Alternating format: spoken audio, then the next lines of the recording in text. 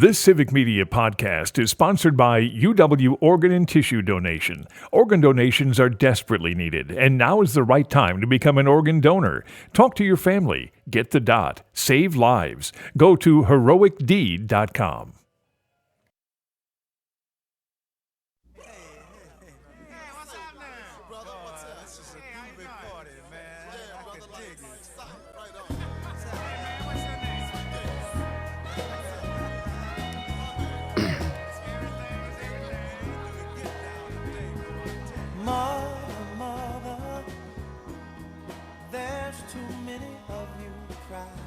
Good morning and welcome to the Earl Ingram Show.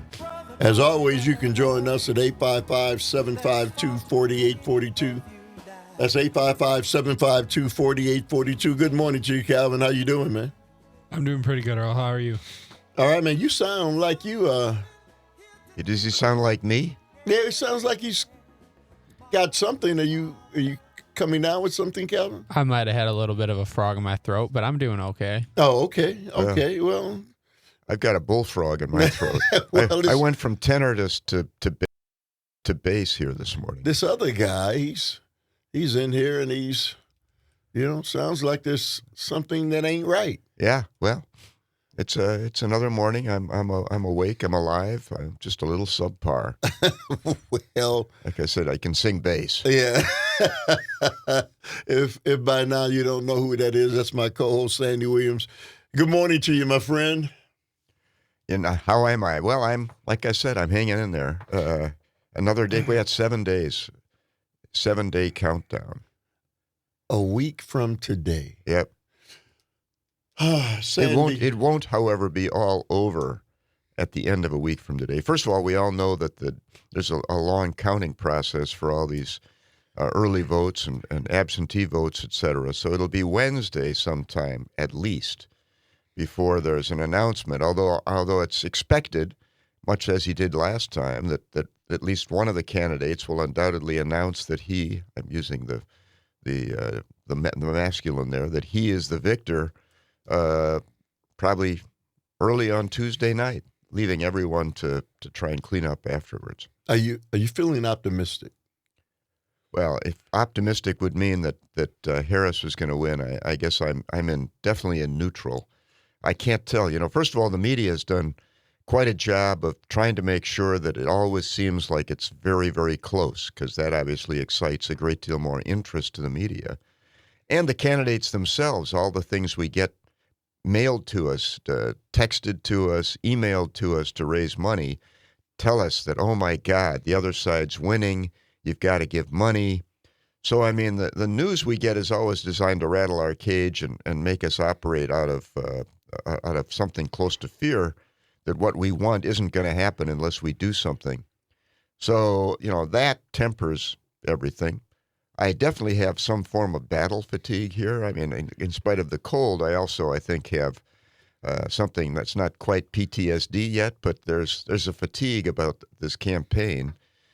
Donald Trump all the time, every day. He sucked the wind out of the campaign. I was saying, before the show, my view of Donald Trump's grift is twofold. One, be in the press every day. Do anything it takes to be as notorious as possible, to get as much attention as possible, because when he's getting attention, Kamala Harris is not getting attention. And secondly, everyone is out there to make apologies for Donald Trump, because Donald Trump, the other part of the grift, is promise everybody everything and let everyone believe that the thing you're promising that they want is the one thing you're going to carry through on, and everything else is just designed to get yourself elected.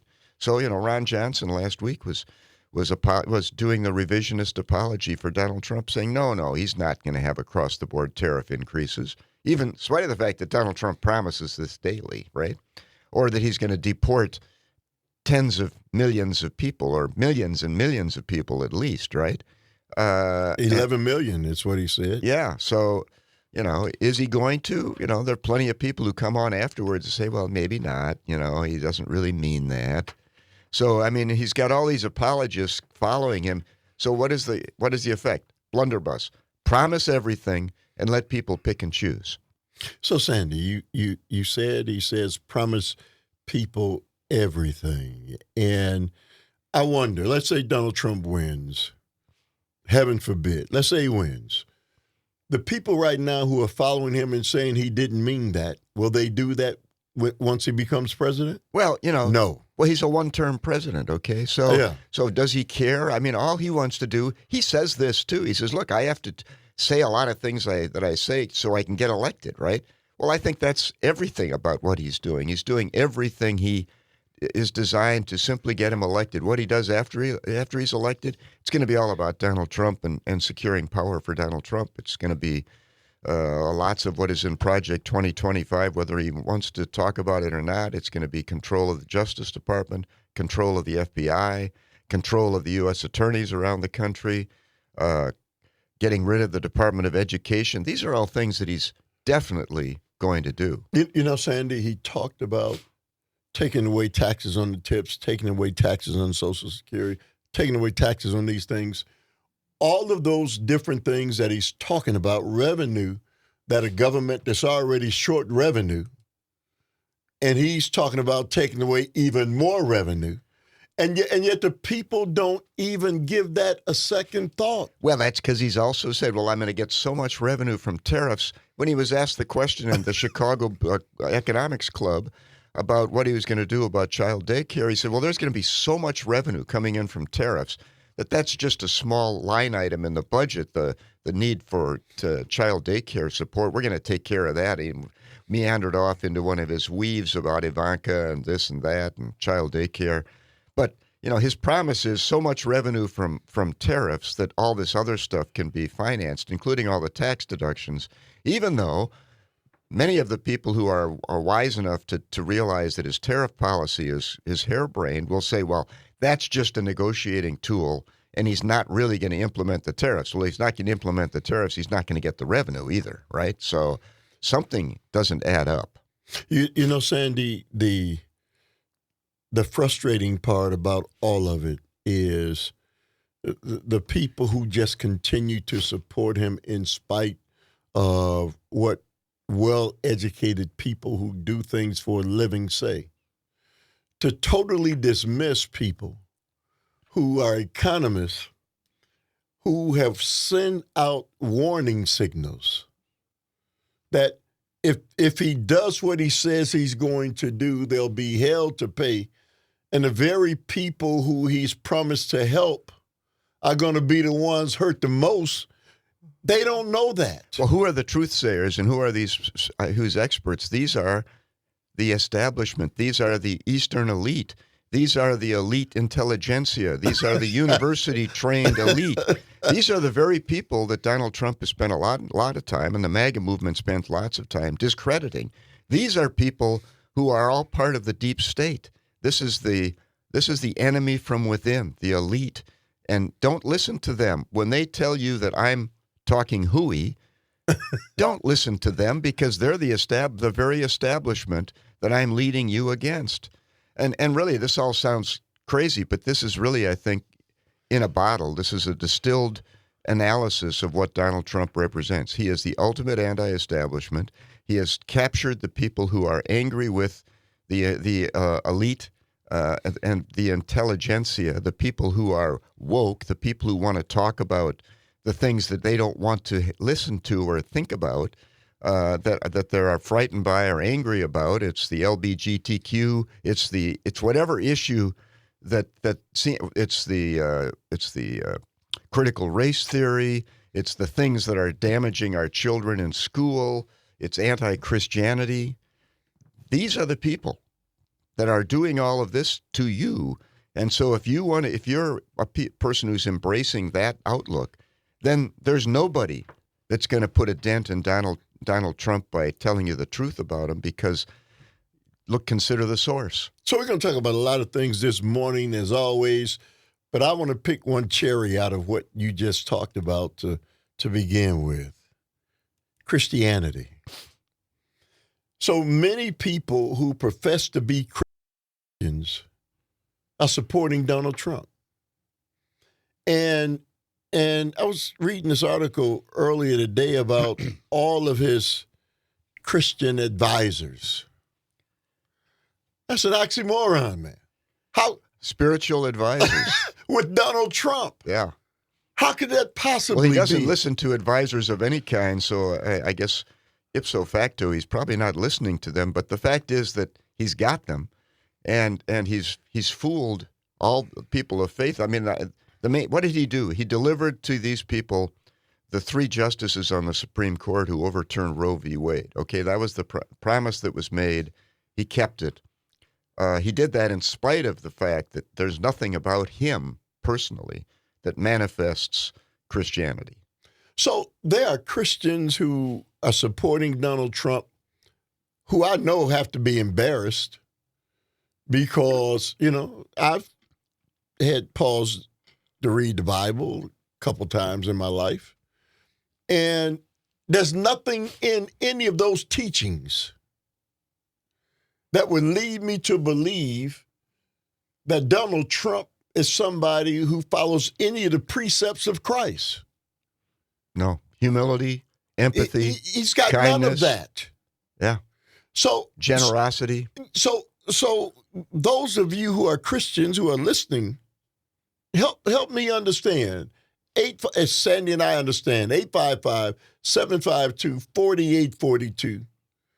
Where there's a correlation between Donald Trump and your Christian walk, your faith walk. Man, there is none. Well, I think the only connection is that they want those who are backing him want the government to do things that will promote their view of religion, which would be, I guess, vouchers for parochial schools. It would be putting more religion into the public schools. It would be culture issues, the abortion issue. So it's all social culture issues. And the problem I have with that is that they ought to at least call the spade the spade. It's definitely contrary to the First Amendment, but they're doing it in the name of so-called religious freedom. So they sort of turn that on its head and argue that what they want is the religious freedom that's involved with installing religion. So I want to delve a little bit deeper on the other side, Sandy, on what you just said. 855-752-4842. It's Tuesday. That means Tuesdays with my co-host Sandy Williams and you on the Earl Ingram Show.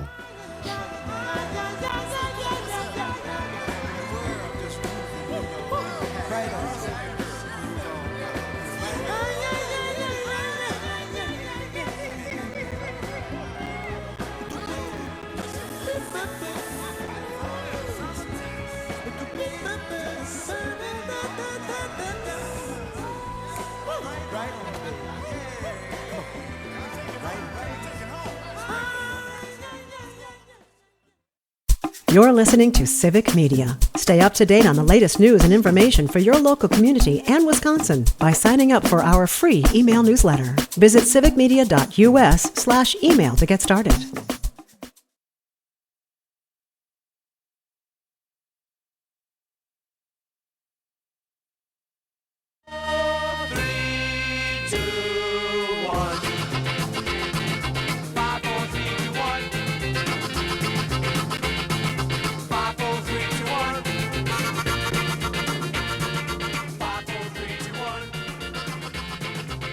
It's not a lot of kind of repetitious.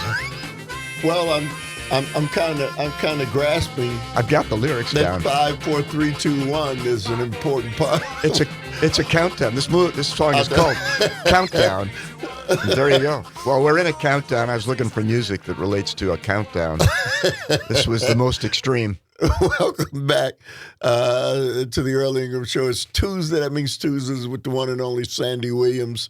You can join us at 855-752-4842. And remind us again. The countdown to the vote. I could have had the count from, I didn't have the, 1, 5, 4. 5, 4, 3, 2, 1. 1. Okay, so Sandy, before we go to the audience, this whole thing about religion, and ever since I was a young boy, I always heard about the separation of church and state and how important that really was, in that the founding fathers knew the Potential oppression. Yes, Yeah. of what could happen if you did that. Now, we often hear people talk about the founding fathers and what they meant and how important it was. Why is it okay then that we, in this instance, we say, well, the founding fathers, they don't know what they're talking about as it relates to religion? Well, yeah, they want to twist it and say, well, the founding fathers were all Christian, and the language they used words that related to Christian vernacular. And so, it's all part of the basis for this Christian nationalism. This was all birthed, I think, by Rex Reed and the marriage that occurred between conservative evangelical, the religious association that was put together by Rex Reed, and Republican politicians, Newt Gingrich being a main one, who recognized the connection that could be made and the power that could be facilitated by getting this evangelical Christian movement heavily involved in politics. Abortion was the ripe issue that got everyone's attention and created the coalescence, and since the mid-90s has been the paramount issue, and it wasn't, and for Donald Trump, I think it was a matter of convenience. He wanted to grab a hold of that handle and make the promises he did about overturning Roe v. Wade. Now he's found out it's politically inconvenient, and I should think that the evangelical movement would be dismayed by the rapidity with which Donald Trump has obviously found it inconvenient to be anti-abortion, pro-life, and how much he's bending in the other direction for political convenience. Sandy. But the problem with getting evangelicals heavily involved in the political process is that they began to view politics as a tool to be used by religion to promote religion. Let me ask you before we go to the phone line. So, okay, understand the feelings of Christians as it relates to abortion, but the other part of that is LGBTQ. And so Christians, that's another one of those things that they feel that they certainly want to bring pressure on our government to kind of follow the precepts of what they believe, and that other people don't have rights. But when you do these things, Sandy, aren't you taking away the rights of people? And you can be a Christian, or you can be a Buddhist or Hindu or whoever you are, a Muslim, but that shouldn't, in our nation, that's the one thing that we were not supposed to be a party to. Well, imposing your moral will on others who aren't necessarily accepting it themselves is the whole basis for the First Amendment. That's what people are against. Yeah, is the imposition of a moral authority on people through the government in some process, and to leave everyone. The precept behind the First Amendment was leave everyone to their own, to have their own right to believe as they wish, which gives them the ultimate freedom to wish and believe as they see fit, which was something that wasn't allowed in the Europe that all these people left, and was allowed here. And so now the notion of imposing religious belief through political or governmental processes would seemingly be anathema to that. But I guess that there's something kind of invidious about the idea that you can impose moral will on others, your moral will, or the moral will that you see.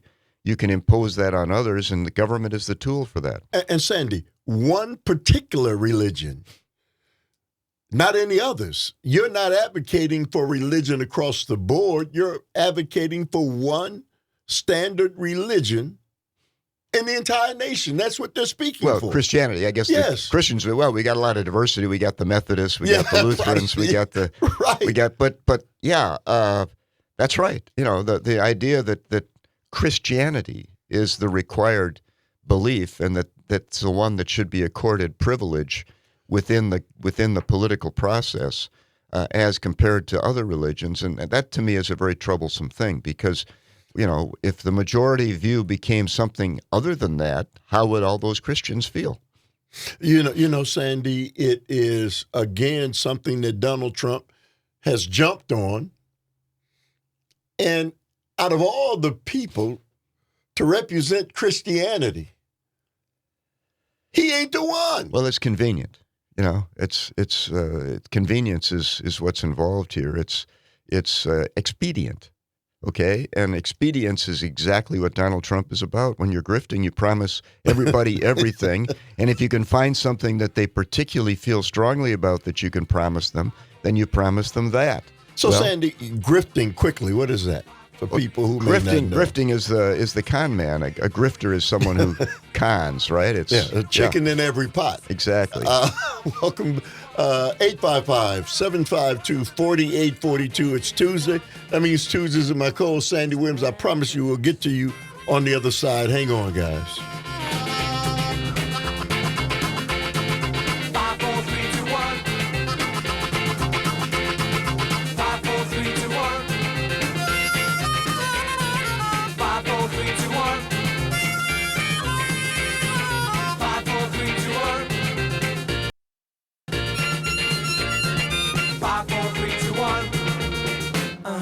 The Manfreds.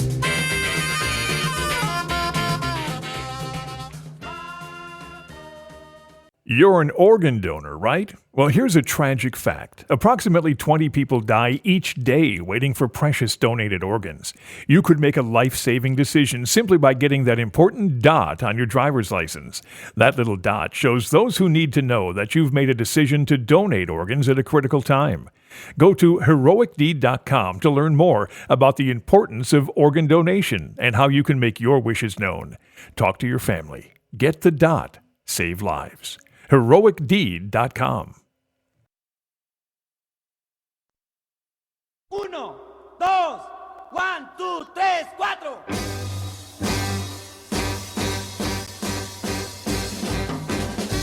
¡Pule, pule!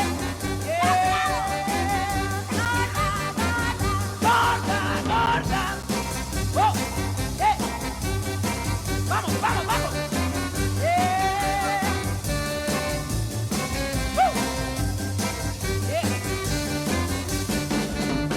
Les platicaré de una chica gorda que está muy curiosa y todos le gritan ¡Bule, bule! ¡Bule, bule! ¡Bule, bule! ¡Bule, bule! ¡Bule, bule! ¡Oh! Well, I know what this is. Bule bule. That's in a different. That's not in the English. No, it's just the Spanish version. Is that the way you wanted it? Yeah, because the countdown in the beginning, which we missed, was the countdown in Spanish. Oh, all right. Welcome back to the Earl Ingram Show. As always, you can join us at 855-752-4842. 855-752-4842. It's Tuesday. That means Tuesdays with my co-host Sandy and Sandy, the music selection. Well, it's the countdown to the election. Everyone should get out and vote. We're counting down. We've got 7 days. Bully, bully. So listen, we've been talking about, if you're just joining us, Donald Trump's relationship to Christianity and how Donald Trump and many people have seemed to disavow the relationship between church and state, which used to carry some weight. You mean disavow the fact that there should be a disconnect? Yeah, disconnect between church and state. Yeah, well. And now that doesn't seem to be an issue. Well, the Christian nationalist movement basically sees it just the opposite. You know, they think that the First Amendment right to freedom of religion involves a freedom to install religion into government processes, okay? Which is kind of like turning the Constitution on its head in my mind, because the separation of church and state, I think, was designed to be absolute, so you wouldn't get into a lot of gray areas. And, you know, the ACLU has been out there for a long time kind of trying to police this and make sure that one of the areas that is protected carefully is the freedom of religion and the freedom from installing religion into government in such a way that it might become oppressive to the beliefs that other people might hold that are inconsistent. So one of the other issues here is religion and religions. Yeah. Right? Yeah. Okay. Yeah. Let's go to the phone lines. Let's go to Gary from Sussex. Good morning to you, Gary. You say what? Hey, how you guys? Well, first of all, Donald Trump does not represent the Christian right. Okay, I think he calls himself a Christian, and I can't judge it, so I really don't know. Only God will know.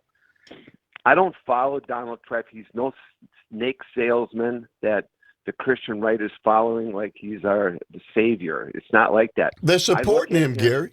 They support him. I support him because, first of all, Kamala Harris doesn't even call herself a Christian, because the other day in, lacrosse, when she went out there and some guy yells out, Jesus is Lord, and she says, hey, you're at the wrong rally here, buddy. So she doesn't. So let me ask you, before you go any I further. I think she does claim to be a Christian. Yes, she does. But before you go any further, because a guy says Jesus is Lord, there are other people in the audience who don't agree with that. So is she supposed to say yes? There are other people in the audience who don't agree with that, Gary. She could have said right on, and then just kept. Why would she say that? Well, There's anyway, other people. I mean, how silly. But go ahead, Gary. But I think you are out on a limb to try and accuse her of not being a Christian. I think this woman has had a history of being a Christian. Yeah, okay. But going back to Donald Trump, me being part of the Christian right, this is how I look at life. Okay, Donald Trump had a come to Jesus moment. Being shot, getting hit in the ear, 1 microsecond or turn from have his head completely blown off, and then another attempt on his life. So I believe that he's a changed person, and if he had to relive his life all over again, I don't think that he would have done half the stuff he did. So let me just respond to one thing quickly. So a come to Jesus moment means you change inside and the person that you are. And so I haven't seen any change in him. So when you say he's had this come to Jesus moment, like Sandy said, the humility, the empathy, compassion, all those things. Well, he has none of that. I mean, I think what's interesting is people want to attribute. I mean, but for the grace of God, he could have been shot in the head. Okay, so he was lucky, but luck doesn't carry with it necessarily a change in persona. There was a day when I was 17, I had a come to Jesus moment when I was 17. Okay. I'm 72 right now. I had that moment. Okay. And I did change my life. Okay, Gary, thank you very much for the call. Let's go to Tim from New Berlin. Good morning to you, Tim. You say what? First of all, learn history. 1947, Plessy versus United States. There is no such thing as separation of church and state. It's the founding fathers, overwhelmingly Christian, decided that they did not want a state church like the Church of England. That's what they put into the Constitution: freedom of religion, but no separation of church and state. That's a fallacy brought on by liberal cockroaches like yourself. Oh, my goodness. Why don't you tell us how you really feel? But that's what we run into, man. That's the reality. That's a MAGA guy. Well, I don't know. I just I think civility should reign here. Let's go to Tom from West Dallas. Good morning to you, Tom. You say what? Hey, good morning. He told us between Christians and. Go ahead. Oh, I'm going to say there's a difference between Christians and evangelicals. Trump just had a rally within the last week with a bunch of evangelicals, and they were all calling him Jesus. And it's on tape. You can find it. So there are some nut jobs out there. But what I want to kind of say is, these people who selectively read the Bible It's like genocide is biblical. Loving your enemy is biblical, but only one is Christ-like. Slavery is biblical. Chain breaking is biblical, but only one is Christ-like. Patriarchy is biblical. Counterculture elevation of woman is biblical, but only one is Christ-like. Retribution violence is biblical. Grace-filled restoration is biblical, but only one is Christ-like. Segregation is biblical. Unity is biblical, but only one is Christ-like. It just comes down to Christ transforms, not the Bible. But, so it just drives me insane, all this stuff. And like this last caller, no, it is. It's separation from government and the church. It is said there. I don't care what little blurb he read by some right-wing thing back then. There's a reason for this. It's because we are not all Christian in this country. We have a huge Jewish population, a huge Muslim population, and again, which as Sandy was pointing out, which Christ are we following? The teachings of Lutherans or Catholics or and all the others. Hey Tom, thank you. Thank you very much for the call, Sandy. That's the point you're making. I guess the point is I don't want to be viewed as being anti-religion or anti-Christian in this conversation. How this came up really was the conjunction of Christianity into government, and the whole notion of Christian nationalism, I think, is how we got merged into this. But and I think the question is, it's ironic that Donald Trump would become the paragon figure for a movement that is premised on, for instance, Christianity. But if we the more we talk, the more we talk about this, the more it's possible, I suppose, to paint the people talking as people who are anti-religion. We're not anti-religion. I'm not anti-religion. No, we're not. And I'm not. And I just think that religion does well to proselytize amongst the people and to convert those to their religion as they see fit, and to be actively involved in the community, the religious community in which they reside. The problem is when you export that into government, and there are plenty of people who have been paranoid about, for instance, the exportation by Muslims of Sharia law into the government of the United States, which is really the same thing that is the notion that is being talked about by Christian nationalists of importing Christian principles into the legal structure of the United States. That sauce is for the goose and sauce is for the gander. All right, let's go to Linda from Eau Claire. Good morning to you, Linda. Thank you very much for the call. You say what? Yeah, I got to tell you, a while ago, there was a guest on Civic Media, a woman who had grown up, I believe, in North Carolina with what you call Christian nationalist parents. And she was extremely enlightening about what is going on with this. They have captured the word Christian. They are not, it is not a Christian, a true Christian movement or whatever. There was a film in Eau Claire recently. I'm so sorry I missed it. I'm trying to find it. I hope we can show it. It's called Bad Faith. I don't know if you've heard about that, but it gives a whole history of how for decades this movement has been infiltrating, how they've gotten a list of people, and they individually have contacted people. Anyway, Bad Faith. These people, they have taken the word Christian. They are not Christians. Well, thank you very much for the call. Again, this is not to condemn evangelical Christianity. It's the fact that none of these things should even play a role in determining who the president of the United States is going to be. And I think we got into this because of my discussion of the fact that I think Donald Trump seizes upon everything that's expedient to make promises to everyone, to make them the promises that they want to hear.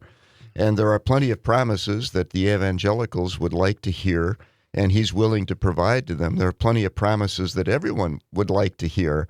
And I think the grift of Donald Trump is to promise everything without any clear path to accomplishing any of them, but to allow each person who hears the promise they like to embrace that promise and say, he's my man, he's going to deliver on that promise, and all those other ones, those are just to get elected, okay? And everyone can come up with that. And like I said, last week we listened to Senator Ron Johnson make the same kind of apologies for him. You know, he's not going to impose across-the-board tariffs. That's just talk. That's just negotiation. Well, what of all these promises that Donald Trump is making are the real ones, okay? And which ones are just talk? And I think they're all just talk, except for when he gets into power, the ones that enhance Donald Trump power. And those are the ones that'll get implemented. You know, Sandy, this, again, for the sake of clarity, it's not about people being anti-Christian or saying one sect of Christianity is different than any other sect of Christianity. That's not what we're talking about. And so, you know, that's a fight that's going on long before you and I were here. And well, I know, but I mean, just the expedience, the point I was trying to make is the expedience of Donald Trump is demonstrated by how quickly he has receded from being the world's greatest champion on right to life and backed off on that as quickly as he sees fit because of the politics of it. You know, Roe v. Wade, like before that decision happened, I predicted that when the dog caught the bus, it was going to be a problem. I just think it's hard to say a guy who holds a Bible backwards and upside down and a guy who sells the Bible for autographed versions of the Bible, which struck me as kind of blasphemous. Is a guy that should be held up, you know, in Christendom. 855-752-4842. Guys, hang on. We'll come right back. And incidentally, anyone who wants a Bible for free can go to a hotel. The Gideons give them away. Donald Trump sells them. $67.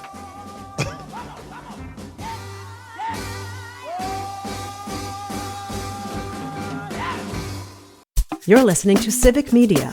Find the latest news, information, and archives of all your favorite shows on the Civic Media website, civicmedia.us.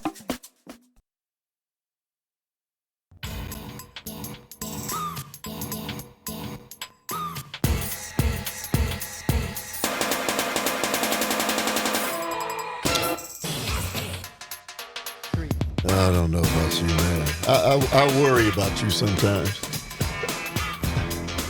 Missing the countdown.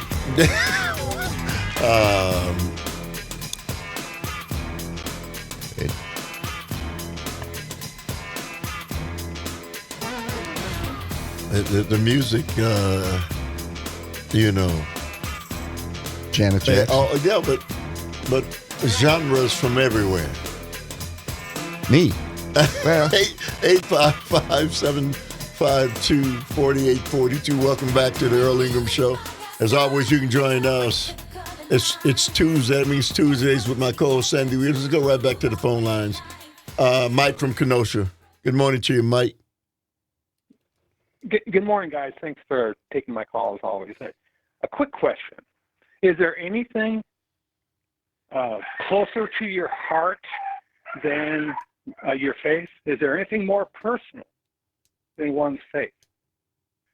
I can't think of one off the top of my head. When I listened to Gary and the other end of the break, immediately when he began talking about, you know, Christianity and, you know, trying to justify Donald Trump's comments and platform, et cetera, he immediately responded by attacking Kamala Harris and saying that she's not a Christian. Immediately.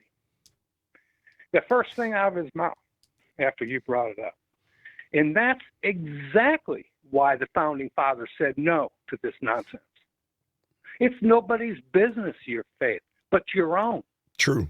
And for somebody to come out there with a big stick and start swinging around and hitting people because they're not falling in line with their own version of their faith or their Christianity is exactly what the Founding Fathers were guarding against. Exactly. You know, what we have found here, and thank you for the caller from Eau Claire talked about the movie Bad Faith. That's where you're going to find a lot of these little nuggets that are so important that's being thrown in our faces on a regular basis. But the reason why I called is, what we've all been complaining about for a long, long time, decades now, is how our society's become unequal. How certain things, certain norms like separation of church and state are now, those lines are blurred, and our whole system is under attack. Our whole American way of life, as we've known it, has been under attack. It's because we are now an unequal society. Many people believe, many of the economists are saying that we are the most unequal society on earth. And so what many of us, I think your show represents, is a protest against that. We want to bring light to the real issues. We want to have healthy debates and discussions on what is relevant in our lives and what is ongoing that we're dealing with every day. And when they hijack, when one group hijacks things like Christianity, all it does is it throws everything into a whirlwind. We have to start all over again. So this has got to stop. It has to stop. We have to control the media. We have to regulate them so we can somehow get our fiduciary, what we need to know, the public needs to know, first and foremost in front, instead of profit being first and foremost. Hey, Mike, thank you very much for the call. Well said, as always. Let's go to Tom from L.A. Good morning to you, Tom. You say what?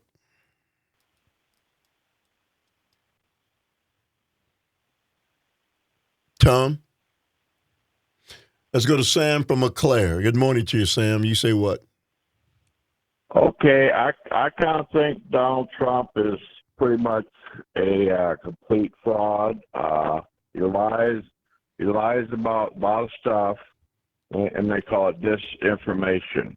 It's not disinformation, it's lies. Come on, let's get down to business. Let's get down to reality here. Those four guys on the commercial who said, Pence is not going to support him. And that one guy said, the one thing Donald Trump believes in the most is Donald Trump. And those four guys know Trump real well because they sat in meetings with him a lot and all that. There's so many people who bought into Trump's stuff. They worked for him and stuff, and then they found out what he's really like. And then they don't want anything to do with him anymore. And I agree with that. The one thing Donald Trump believes in the most is Donald Trump, and I think he's mostly a complete fraud. He has no compassion or sympathy or empathy for anybody else, and that's why I'm gonna vote for Kamala Harris probably. Hey, Sam, thank you very much for the call. Really appreciate it, man. Thank you for listening. Sam is the kind of guy, Sandy, you can kind of tell, just a hardworking guy who is not caught up in all these other things. But you heard what he had to say. Well, I do think that people should sit up and wake up and listen to this person and put him into the category they would put him in were he not in the position that he's in terms of being an ex-president and running for president. If they would simply meet this person and have the impression of this person that they would get from meeting him behaving as he does, I don't think he would even be in contention, wouldn't even be in the thought process for an office like the presidency or much of any position of responsibility. But, I think the problem is that he's become a brand, and I think people should investigate within themselves what it is about that brand that they find appealing. And we can talk about that on the other side. But I think that what that brand stands for is something that's entirely independent from who Donald Trump is. All right, 855-752-4842. It's Tuesday. That means Tuesdays with my co-host Sandy Williams and you.